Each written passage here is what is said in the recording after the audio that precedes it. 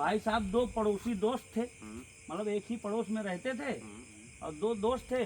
तो शाम के टाइम जब वो खाना पानी मतलब खा लिए, उसके बाद अपने चौराहे पर घूमने निकले। तो जब घूमने निकले तो एक दोस्त अपने दोस्त से कह रहा है कि यार तेरी बीवी बहुत अच्छी है, जब मैं घर से निकलता हूँ तो किसी दिन तेरी बीवी हंसती है और किसी दिन तू हंसता है।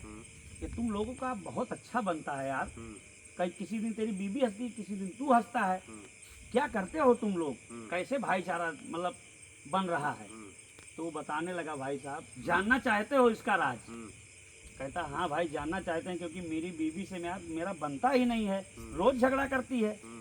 तो दोस्त कह रहा है कि सुनो, मेरी बीवी जब मैं अभी लौट के जाऊंगा तुम्हारे पास से, घर पे जब जाऊंगा तो वो चप्पल निकालेगी, उसके बाद वो चप्पल फेंक कर मारेगी, अगर लग गया तो वो हंसती है और ना लगे तो मैं हंसता हूँ।